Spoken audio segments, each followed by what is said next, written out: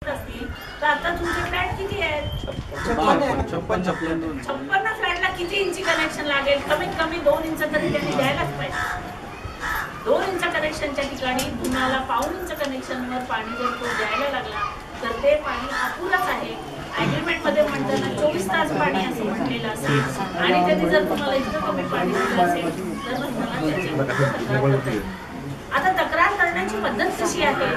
तर police complaint करा, त्याच्याशी जाऊन भांडा, मारामाऱ्या करा अशाने प्रश्न सुटत नाही।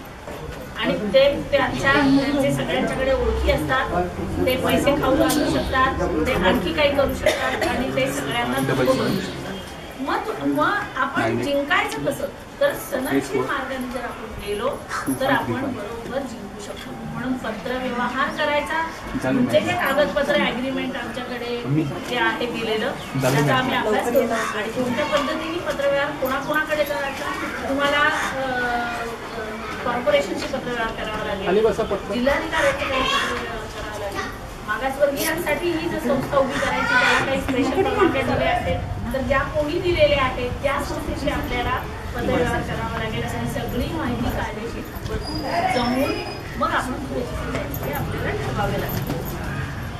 इथे जमलेल्यांपैकी ॲग्रीमेंट कोणाचं झालं नाही त्यांनी हात वर दोघांचं का? ज्यांचं ॲग्रीमेंट रजिस्टर केलेलं नाही अशा लोकांनी हातवर करा आणि त्यांनी नावं सांगितलं। ॲग्रीमेंट केलेलं नाही, रजिस्टर केलेलं नाही, पैसे भरले पण ॲग्रीमेंट झालेलं नाही, पैसे दिलेले आहेत पण ॲग्रीमेंट केलेलं नाही अशा लोकांनी नावं सांगा। लोंढे संतोष, लोंढे संतोष,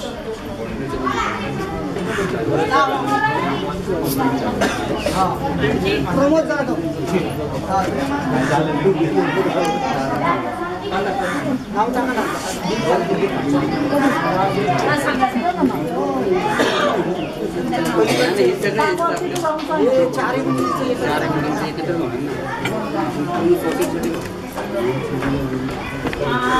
प्रमोद जाधवांचा flat number flat number 2 A1 building flat number 2 आणखी कोण आहे ॲग्रीमेंट झालेलं नाही असे? शेटरच्या बिल्डिंग मध्ये झालेलं नाही ते पण सांगितलं।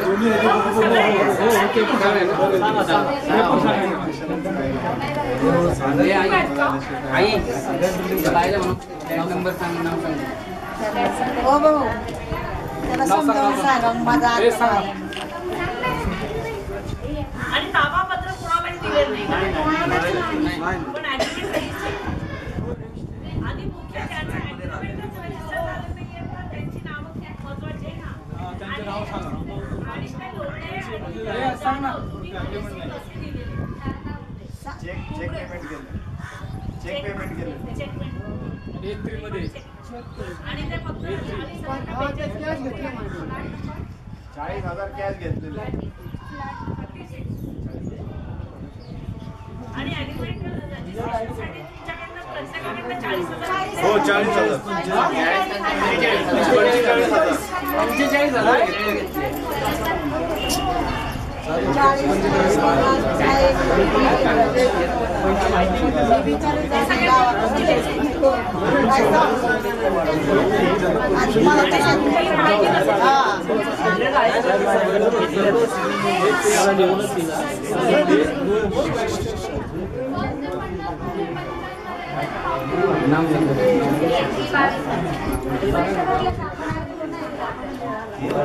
सकाळी आला होता, मी सकाळी येऊन गेलो।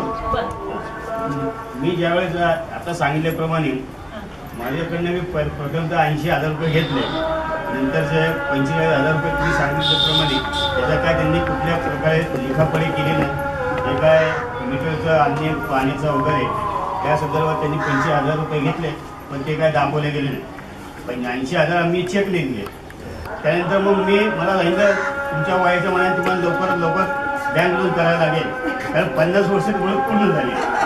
मी म्हटलं चालेल पण म्हणलं आम्हाला घर मिळालं पाहिजे, तर म्हणलं घर मिळेल मग त्याकरता मी बँक लोन केलं। आज 2 ते 2.5 वर्ष झालं बँक लोन त्यांनी माझे पैसे पूर्ण घेतले नाही। मी 2-4 वेळा त्यांना भेटलो, पैसे देण्याच्या अगोदर 10 वेळा फोन यायचा पैसे मिळाल्यापासून तर कुठं बेपत्ता झाले काय नाही. त्यानंतर अजिबात त्यांनी फोन पे केले नाही, माझे उचलले नाही. मग मी म्हणलं आता जाऊ दे, सोसायटी ही मागासवर्गीय आहे, आपले सर्व बंधूंची आहे, त्यामुळे मी कुठे तक्रार वगैरे काय केली नाही. मी तक्रार करून परत म्हणते तुमच्यामुळे हे काम थांबले सगळं. त्यामुळे आज तागायत केलं ना. मग मला सगळी माहिती मिळाली. मग मी आणि वास्तव आता घर घेण्याच्या अगोदर माझे सगळे पैसे त्यांनी घेतले. माझं अजून अग्रीमेंट बी झाले, सगळं झालेलं रजिस्टर झाले, सगळं झाले. त्या काय विद्यापीठाच्या पलीकडे साईडला विद्या जाऊन नोंदणी वगैरे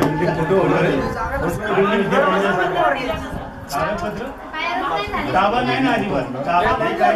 आणि हे जे चालले अर्धवट तिथं माझा नंबर आहे.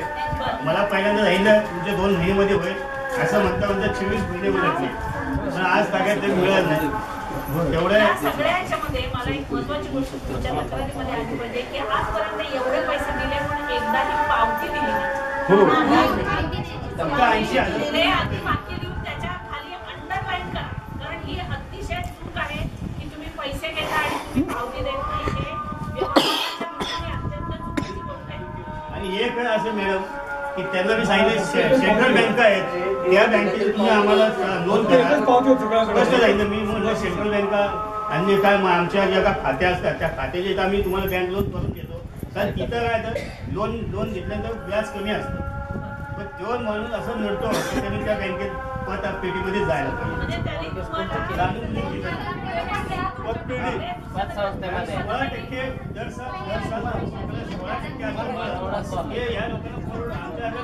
म्हणजे तुम्ही सगळ्यांनी ज्यांनी लोन केलेलं आहे त्यांनी त्या सह्याद्रीमध्ये सह्याद्री आणि रामराज्य जेव्हा आम्ही त्यांना विचारलं होतं, हा 2 काही लोकांना रामराज्यमध्ये पाठवलं. जेव्हा आम्ही त्यांना विचारलं होतं की आम्ही आमच्या बँकेमधनं लोन करतो, तेव्हा त्यांनी आम्हाला डायरेक्टली धमकी दिली होती, तुम्ही जर दुसरीकडून लोन केलं तर आम्ही तुमचा फ्लॅट दुसऱ्यांना विकून टाकतो. आणि नेहमी ज्यांचे पैसे गोळा झालेले त्या पैशाचा गैरवापर कधी उंडरेला अजून जागा घेतली, अनेक ठिकाणी जागा स्वस्त जेवढी मिळेल तेवढी जागा घेतो आणि इथलं बांधकाम पण आमच्या पैसे अशी आपली एक पद्धत आहे की माझ्या कष्टाच्या पैशाचं घर मला मिळालं व्यवस्थित पाहिजे. तू तिकडे चोऱ्या कर नाही तर काय वाटेल आमचं घर आम्हाला. मी स्वतः जनता बँकेचे व्यवस्थापक म्हणून इथं आणले होते त्याच्यासमोर, पण त्याच्या आठ एकच की तुम्ही त्या सह्याद्रीमध्येच घेतलं पाहिजे. आणखी एक सांगतो मॅडम, ज्यावेळेस आमच्या बँकेचे प्रपोजल चालले होते आणि बरेच जण असे की त्यांचं बँकेचं लोन बाहेर होत नाही, त्यामुळे त्यांनी सह्याद्रीमध्ये पाठवलं. बरेच जणी 3 बँकेच्या फायली घेतल्या, इथं नाही आले की तिसऱ्या मग सगळ्यात शेवटी त्यांनी काय केलं की म्हणले की ठीक आहे होत नाही ना, आपण आपली पतसंस्था खोलायची नवीन आणि प्रत्येक कोण 1000 रुपये घेते पतसंस्थेने. 1000 रुपयाचं आणि नामोनिशन पतसंस्था कुठली 6 वर्ष झाली, 6 वर्ष या गोष्टीला प्रत्येकाकडून 1000 रुपये घेतलेले.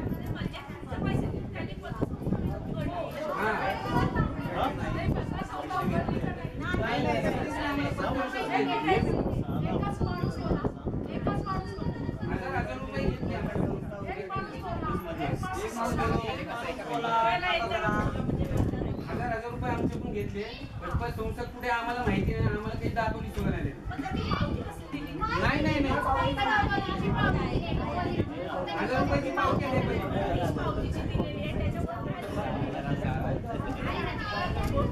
सभासद की म्हणून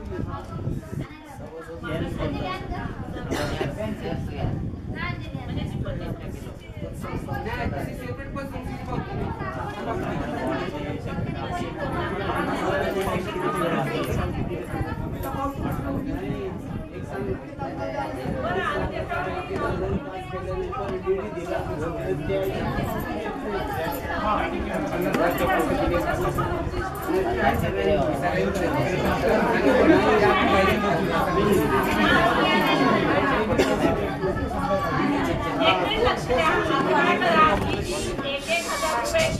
त्यांनी पावती दिलेली आहे. त्या पावतीची झेरॉक्स आता कॉलेजला जे तक्रार सांगितली त्या तक्रारीला त्या पावतीची झेरॉक्स आणि ती प्रमोद जाधवांच्याकडे तक्रार आणली. या ठिकाणी जे लोक राहतात त्यांना लाईट दिलेली होती.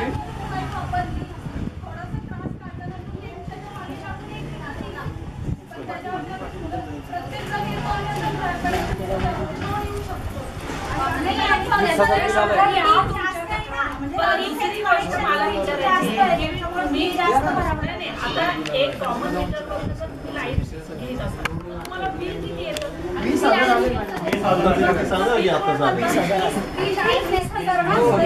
आत्ताच आलंय मी.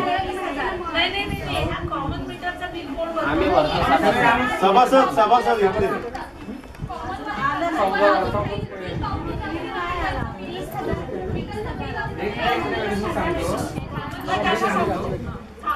हे मीटर ते आम्ही सगळे तिकडनं लाईट वापरतो त्या बिल्डिंग मधनं, पण ते त्या मीटरवर पण रोड येणार कारण त्यांची पण लाईट आणि आपली पण लाईट, त्यामुळे दोन वायर पण जळल्या.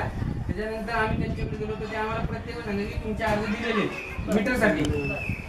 आम्ही 4-5 जण जाऊन सगळ्या ऑफिस चौकशी केली, पण तिथं काय मीटरचं पुढं नामोनिशाण नव्हतं आमचं. आम्ही डायरेक्ट साहेबांचा फोन लावला, त्यावेळेस ते तिथं आले. त्याच्यानंतर माझ्या समोर तो अर्ज दिला कॉमन तेव्हा आम्ही पळवलं तेव्हा. त्याच्यानंतर तो मीटर आला. त्याच्यानंतर आता एक बिल झालंय आणि एक बिलानंतर त्याचं बिल आलं नाही. 20,000 ते काहीतरी आहे, पण ते चाललं आता म्हणजे आम्ही जाऊन पळवलं.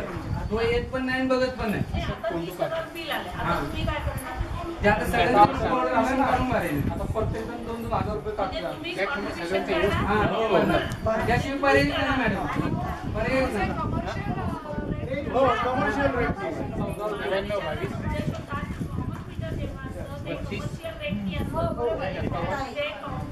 ते वापरता पण येत नाही मॅडम, घरगुती वापरता सुद्धा येत नाही. ते वरती आपल्याला लाईन देऊ म्हणजे आणल्या गेली आपण वापरतोय कारण पर्यायच नाही करणार काय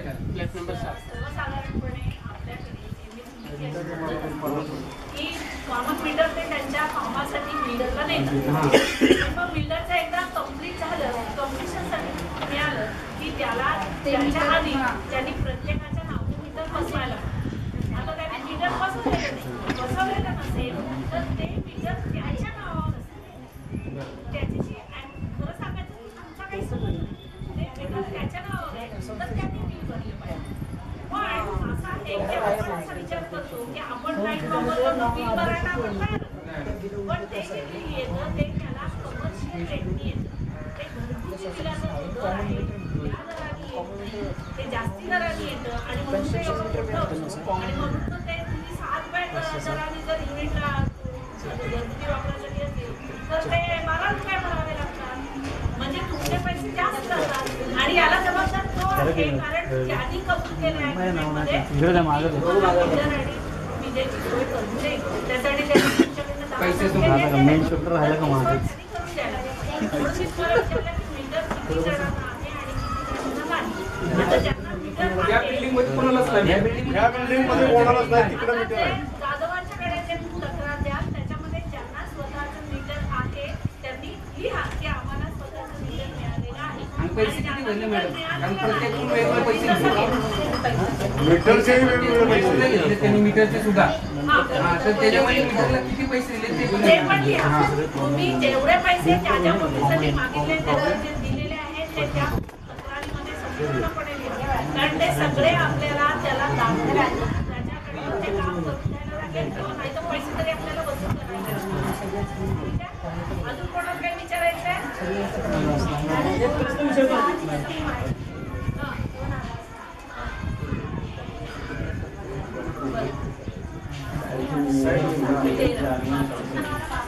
ज्या वेळेला हे सुरुवात केली त्यावेळेला तुम्हाला त्यांनी किती वर्षांनी 1 वर्षामध्ये 6 महिन्यात सांगितलं होतं. 6 महिन्यात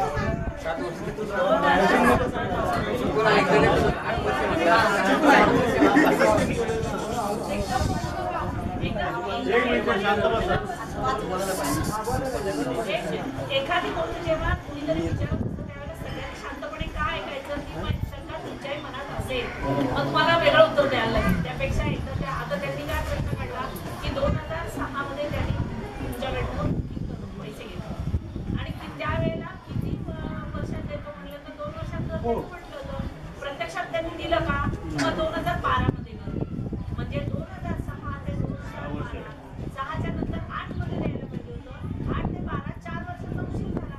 मग 4 वर्षाचा उशीर झाला तर त्यावेळेला तुम्ही कुठे राहिला? भाडं नाही राहिला. मग 4 वर्षाचं भाडं तुम्हाला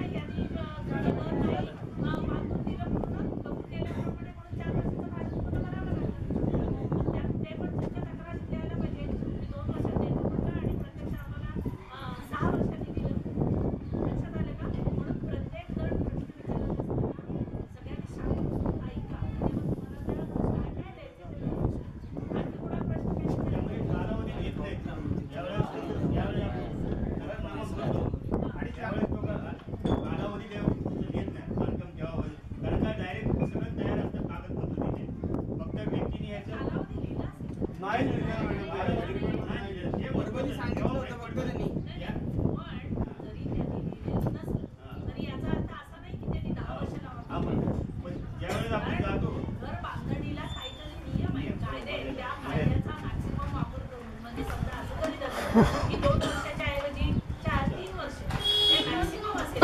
3 वर्षाच्या आत त्यांनी द्यायला पाहिजे. 3 वर्षाच्या पुढे दिले असेल तर त्याला कायद्याने आहे. मग तो तुमचा कुठलाही कायदा त्याला काही असं मागासवर्गीय कायदा आणि इतर कायदा असं नाव द्यायची काही पद्धत नाहीये. उलटा तुमच्या बाबतीमध्ये तुम्हाला ज्या सवलती दिलेल्या आहेत त्या तुमच्यापर्यंत पोहोचल्याच पाहिजे. हा सगळ्यात महत्त्वाचा. आणि ज्या टायमाला 2.5 लाखाचा फ्लॅट त्यांनी सांगितलं आम्हाला, त्या टायमाला बुकिंगचे त्यांनी 50,000 घेतले. तर लोन 2 लाखाचा व्हायला पाहिजे. तर हा लोन 2.5 लाखाचा त्यांनी दाखवला आम्हाला.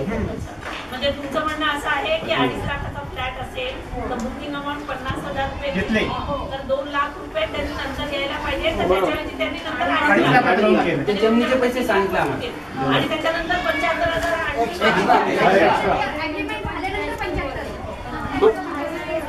म्हणजे किती मागितले?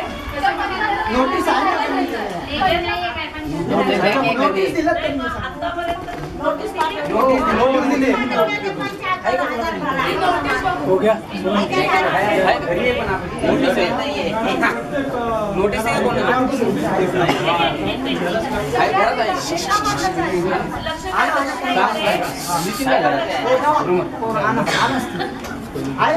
नोटीस आहे.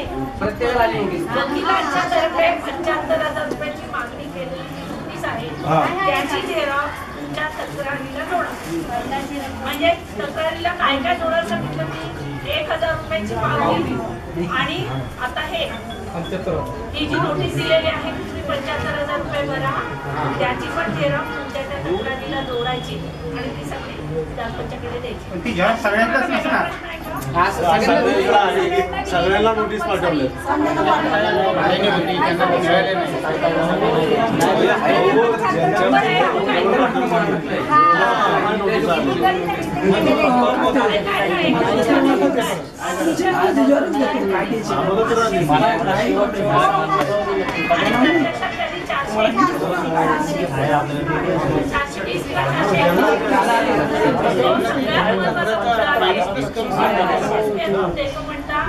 आणि 20 किंवा 421 म्हणजे 1980 स्क्वेअर तुम्हाला कमी मिळाली. बरोबर आहे. तो मुद्दा अतिशय महत्वाचा आहे. तो पण तुमच्या याच्यामध्ये तक्रारीमध्ये आला. आणि कोणाच्या काही तक्रारी आहे मला सांगा. त्याची काय मीटिंग घेतली होती का त्याची? आजपर्यंत एकही मीटिंग झाली नाही. आजपर्यंत एकही मीटिंग झाली नाही. आम्ही त्याला बोलवलं पण आलं नाही. लिहावं असं की मीटिंग घेतलेली नसताना नोटिशीत लिहिलंय की मीटिंग घेतली म्हणून. काय नाही. फोन करत होते. फोन करून सांगायचे की 75,000 रुपये भरा. एवढ्या दिवसात 15-10 दिवसात तक्रारी घ्या की फोन करून सगळ्यांच्याकडनं 75,000 रुपये मागितले. प्रत्यक्षात मीटिंग वगैरे काही घेतली नाही. पण आम्हाला जी वकिलाची नोटीस पाठवली आहे त्याच्यामध्ये मीटिंग घेतली असं लिहिलेलं आहे. हे ते आमच्याशी खोटं बोललेले आहेत असं लिहा. सरळ तुमचं वाक्य असं असलं पाहिजे. असं आम्हाला त्यांनी खोटं बोललेलं आहे आणि आमची पत्र फुटलेलेली आहे. नाही आता तुम्हाला एक गोष्ट आम्ही शिकवतो की अशी आता याच्या पुढे त्यांनी कोणत्याही पैशाची मागणी केली तर त्यांनी ती लेखी केली पाहिजे.